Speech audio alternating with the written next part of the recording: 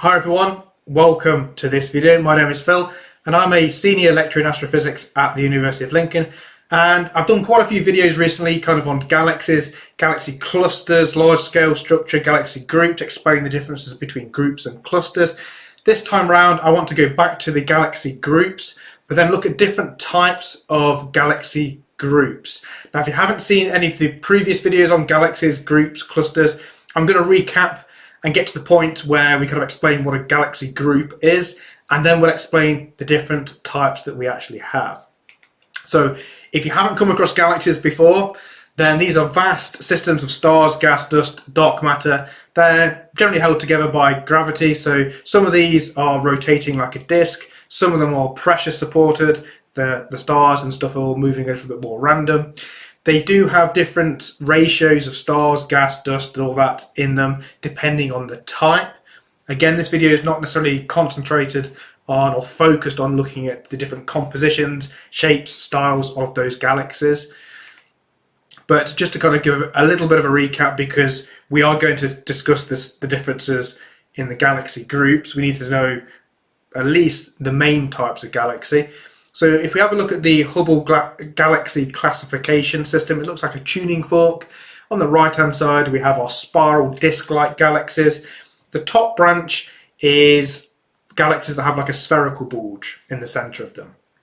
The bottom one is barred spirals, a bit like the Milky Way. Sometimes you have an intermediate one where they're not quite a strong bar, they have a weak bar, but they're also not symmetric in the centre. These obviously have quite obvious spiral arms in them. The spiral arms will get more tightly wound as they evolve. So on this diagram here, as you go from right to left, they become more evolved. They lose their gas content because it basically forms into stars. The stars get older and they then just evolve right to left basically. They're disk-like galaxies, so we would classify those as rotation supported because they're rotating kind of in a disk-like manner. On the other hand, you've got your elliptical galaxies. These are kind of like your early type galaxies. They don't show strong rotation. These are more pressure supported, which means the stars in them are moving more random. They're more spherical shaped. They're classified on their actual shape, pretty much. And again, these are kind of like spherical, more elliptical sort of shaped. They have older populations of stars than the disk-like galaxies, very little gas content in them, very little star formation because there's very little gas. Generally older, can be much bigger than your spirals. So two main types there. I'm not going to cover the other types. I've got other videos for that. These are like your two main types really. But we've got those galaxies, but they're not isolated and they do tend to cluster. So, okay, we do have galaxies in the universe that are kind of on their own and isolated. These might be field galaxies or void galaxies, but the vast majority are clumped together in kind of clusters or groups, so they don't kind of exist just evenly spaced out in the universe. And a pretty good example is this cluster we have here, and all of those are galaxies, different sorts of galaxies, and you can see there's quite a dense population or cluster of galaxies there. Now they can be classified as a group or a cluster, and the definition between the two really is how many members are there, how many galaxies are in this particular collection, the size of it as well, and the internal dynamics. How fast are the galaxies moving relative to one another? That what we would call the velocity dispersion, and also the total mass. So we can use those parameters there or information about this collection of galaxies to determine if it's a group or a cluster. Now groups typically are smaller, they have lower numbers of galaxies in them, so less than 50 galaxies, that might be a group. On the right hand side there, your clusters are much bigger, they have a lot more member galaxies in, so over 50, and they can have thousands of members in them. So clusters, a lot more galaxies, groups, quite a bit smaller. The spatial distribution is quite small for, well, I say small, 1 megaparsec is not necessarily a small distance, but less than 1 megaparsec would be a typical size of a group of galaxies. Clusters, on the other hand, can be more than 1 megaparsec. So I think on average they're about 1 to 5 megaparsecs in size. So again, kind of makes sense. They've got more galaxies in, they're going to spread over a larger area. And another thing that's important is their internal dynamics. So this is the movement of the galaxies kind of relative to themselves, to the cluster. We would call that velocity dispersion. So these galaxies are moving kind of randomly in their collection, their group, their cluster. The greater that random motion, then that's going to relate to actually a bigger cluster, really. So we can actually use this graph here, this plot. So along the bottom, you've got your group cluster mass. So how much mass is actually in this collection of galaxies.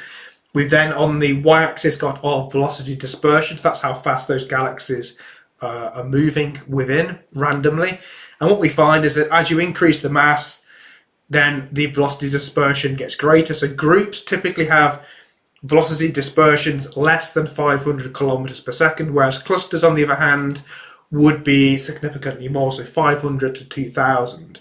But we're interested in the groups here.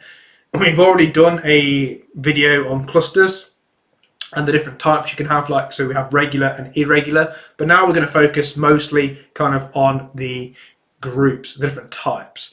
So there's kind of three main types, really. We've got spiral, we've got dwarf association, and we've got evolve. Now, what do they mean, and how can we then define those different types of galaxy groups? Well, the first one, spiral groups, these are generally dominated by large spiral galaxies. So in the background there, you've got a group of galaxies, and the most dominant type of galaxy there is spiral disk-like galaxies, hence the name a spiral galaxy group. With the evolved groups, these are typically dominated by ellipticals or lenticulars. So S0 is actually a lenticular.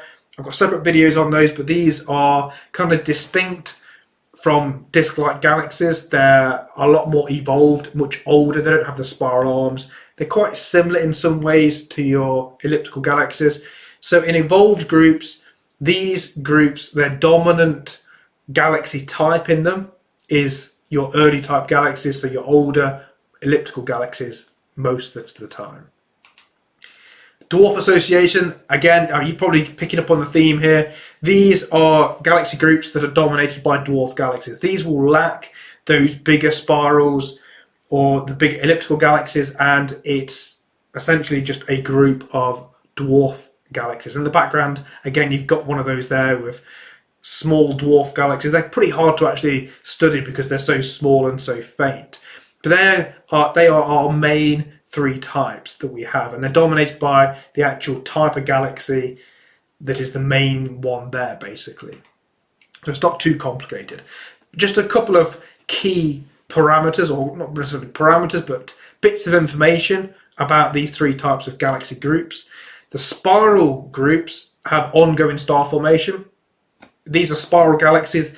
They generally have star formation, current star formation. Your evolved groups, these have older stellar populations. They don't have much ongoing star formation, again, because they're populated by those older galaxies that have very little gas in them. And then the dwarf ones can actually be one or the other. And it depends if those dwarf galaxies are gas-rich or gas-poor. So they could have ongoing star formation, or they might not, because actually there are a range of different types of dwarf galaxy that can be gas-rich or gas-poor. So they kind of sit somewhere in between, really. And then if we actually look at the velocity dispersion within these types of groups, so we know that the velocity dispersion of groups is generally less than clusters, but within these galaxy group types, we can still further classify them. So spiral galaxies, they kind of sit somewhere in the middle, have moderate velocity dispersion. The evolved groups have typically quite high dispersion relative. If you were to take comparable sized ones, they'd be higher than your spirals. And then your dwarf ones would have quite low velocity dispersion. So if the spirals, they've typically not really settled down yet, you still might get some mergers there, whereas the evolved ones, they've got the older galaxies in there, they've got higher dispersions and stuff like that. So thank you for watching. If you enjoy the video and find it helpful, then do consider becoming a member of the channel. There's extra videos in the members section, but it also helps support the channel. So thank you for watching.